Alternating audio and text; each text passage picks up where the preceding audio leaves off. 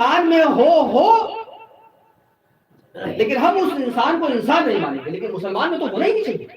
ہمدردی کس چیز کا نام ہے؟ ہمارے دل میں اتنا بھی نہیں آتا کہ گھر والے پریشان ہوں، اتنا بھی نہیں ہے مسلمانوں میں. ہمارے دل میں اتنا بھی نہیں آتا کہ کسی لڑکی کو ہم دیکھنے جائیں گے، اگر اس کو منع کر دیا تو اس کے دل پہ کیا گزرے گی. جبکہ ہمارے سماج میں ایسا ہے کہ اگر لڑکیوں کے 2-4 رشتے آئے اور واپس چلے جائیں تو لوگ باتیں بنانے لگتے ہیں. آج بھی مسلمان اس بات پر غور نہیں کرے گا کہ ہم ایسی حرکت نہ کریں.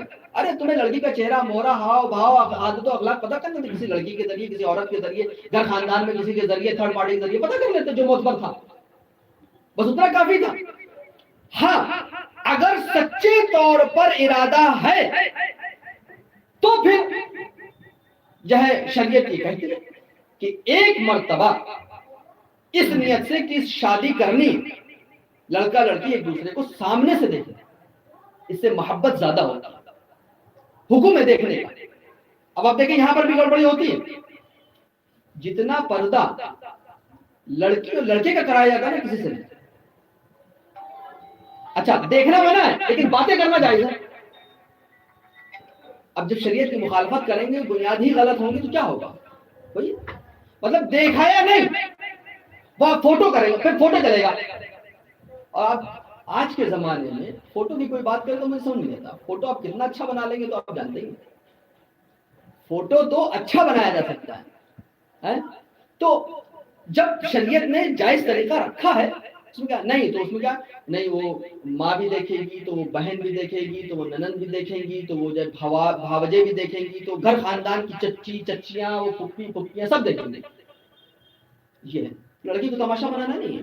یہ اسلام تھا، یہ اسلام نہیں ہے.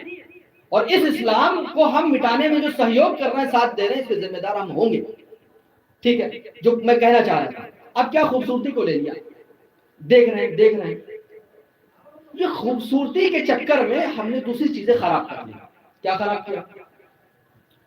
دیکھنے کا اور دکھانے کا سسٹم بنا دیا. تو اب دکھانے کا اور عورتوں کو دکھانے کا شوق ہو گیا. آپ یہ بتائیں کیا یہ غیرت نہیں ہے؟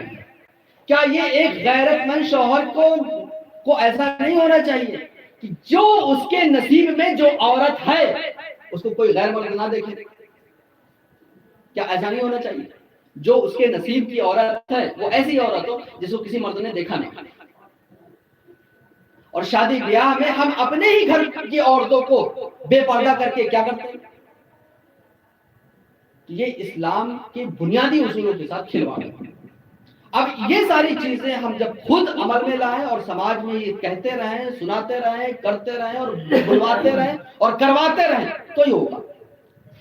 لیکن ہم پھر رشتہ داری نبھاتے ہیں. اگر ہم یہ کر لیں کہ جن شادیوں میں بے پردگی ہوگی ہم نہیں جائیں گے، آپ ناراض ہوا کریں. جہاں ہمارے اسلام کا کھلے عام مذاق اڑایا جائے اور دھجیاں اڑائے جائیں، ہمیں اس محفل میں نہیں جانا.